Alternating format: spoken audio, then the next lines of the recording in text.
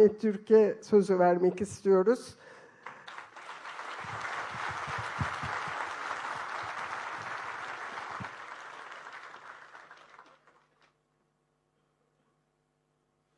Selavu Rez ve hamiye bi rezdarı sılav dikim.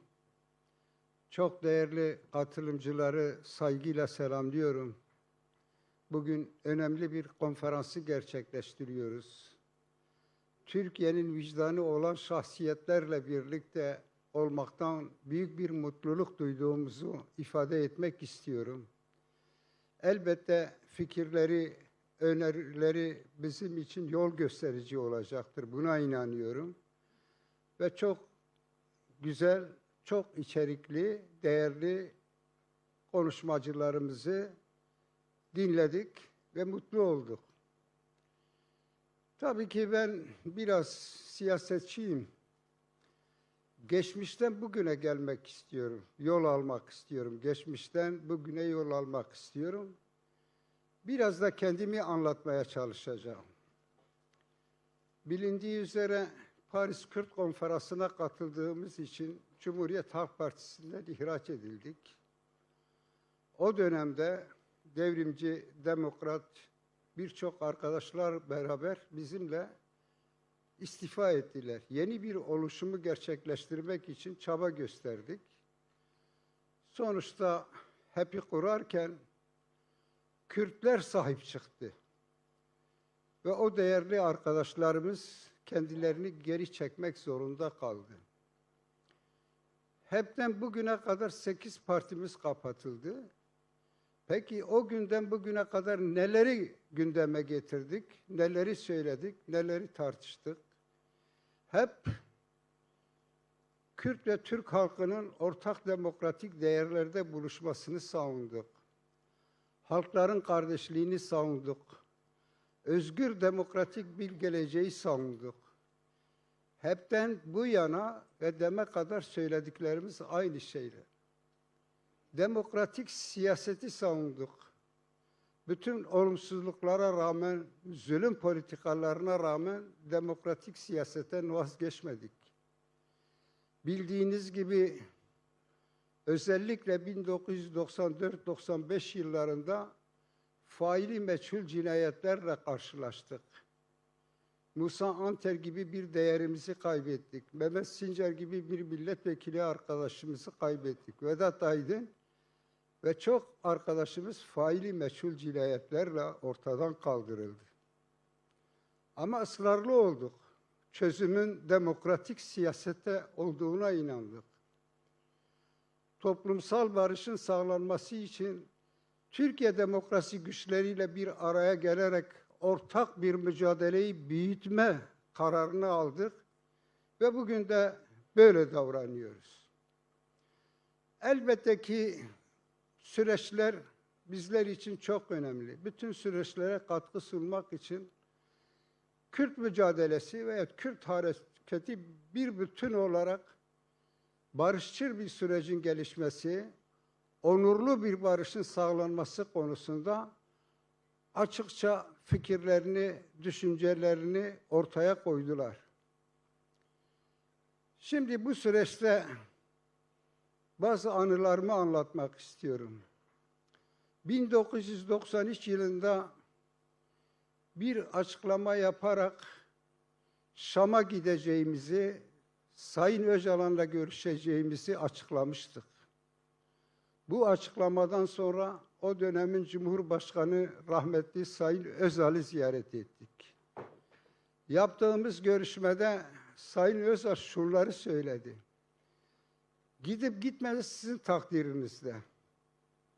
Ama giderseniz ona şunu söyleyin, Sayın Öcalan'ı kastederek. Silahla çözüm olmaz.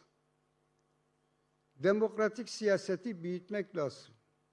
Bir uzlaşı politikasını aramak lazım. Ve ben Süleyman Demirel gibi korkak değilim.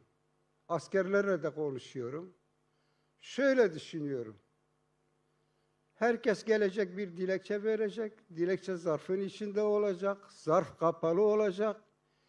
5 yıl içinde suç işlemedikleri takdirde bu zarflar açılmadan ortadan kaldırılacak. Böyle bir şey anlatınca tabii ki biz de kararımızı aldık ve hatta şunu ilave ettik. Giderseniz eğer mümkünse gelirlerse Anavatan Partisi'nden bizim gruptan da birkaç arkadaşı götürürseniz sizler için daha iyi olur diye böyle bir istemi de oldu. Tabii ki biz maalesef o arkadaşlarımızla görüştük ama gelme cesaretini gösteremediler. Şimdi bunu şunun için anlattım. Henüz bir süreç yokken nelerin yapılabileceğini, somut önerinin ne olacağını, yol haritasının ne olacağını ifade etmeye çalıştım. Ama 27 Şubat'tan beri Sayın Öcalan'ın açıklamasından sonra bugüne kadar üst düzeyde birçok görüşmeler yapılmasına rağmen maalesef yol haritası nedir? Neler yapılmak isteniyor? Bizden beklenti nedir? Kendileri bu konuda ne düşünüyor? Henüz bunu bilmiş, öğrenmiş değiliz. Bu gerçek ortada. Evet, elbette ki bu sürecin kalıcı barışa dönüşmesi için biz Kürtler olarak, Kürt hareketi olarak, Kürt siyaseti olarak sabırla bekleyeceğiz. Bu süreci bozan Kürtler olmayacak. Sabırla izleyeceğiz. Ama elbette toplumda da bir güvensizliğin geliştiğini de görüyoruz. Bunu da ifade etmek istiyorum. Umut ediyorum ki bu süreç başarıya ulaşır ve toplumsal barışın önündeki engeller ortadan kalkar. Bu sürecin iyi işlemesi ve başarılı olması için değerli Türkiye demokratlarına, devrimcilerine, sosyalistlerine ihtiyacımız var. Biz birlikte bunu aşabiliriz. Ve inanıyorum ki bu konferanstan sonra da böyle bir momenti yakalarız ve birlikte siyasetin adım atması, hükümetin adım atması konusunda önemli baskı unsuru olarak ortaya çıkarız ve etkili oluruz. Tabii ki biraz önce ifade ettiler, kayyumdan söz ettiler. Biraz da kendimi anlatmaya çalışacağım. Yüksek Seçim Kurulu 3 dönemde adaylığımın önünde bir engel olmadığını ifade etti, onayladı. 3 dönem Mardin Büyükşehir Belediye Başkanlığı'na, eş başkanlığına aday oldum. Kayyum atandı. Bu ayrı. Şimdi Kürtler ne istiyor diyorlar.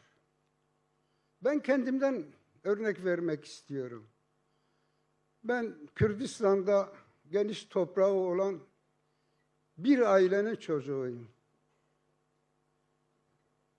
Ama kimliğim yok. Dilim yok. Halkım yok sayılıyor. İşte Kürt sorunu benim. Kürt sorunu buradadır diyorum.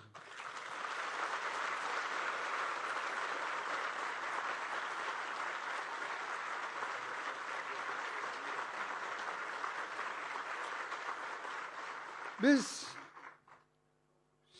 yaşamımız boyunca bölücü olmadık. Birleştirici olmaya çalıştık. Hep toplumsal barışın ve halkların kardeşliğini savunduk. Bugün de aynı şeyi savunuyoruz. Bütün zulüm politikalarına rağmen bunu savunuyoruz. 12 Eylül'leri yaşadık, 1986'ları yaşadık, 1994'lerde dokunulmazlığımızın kaldırılıp cezaevine atıldığımız arkadaşlar dönemi yaşadık. Ama demokratik siyasetten vazgeçmedik. Sorunların demokratik siyasetle çözüleceğine inandık. Bu inancımızı kaybetmek istemiyoruz Ve buradan bu sürecin içinde olan, bu süreci yürüten bütün aktörlere seslenmek istiyoruz. Yazıktır. Kürt halkına yazık, Türk halkına yazık. Birleştirici olun, halkları kucaklayın ve geleceği güvence altına alacak projelerle ortaya çıkın. Bu duygularla hepinizi saygıyla selamlıyorum.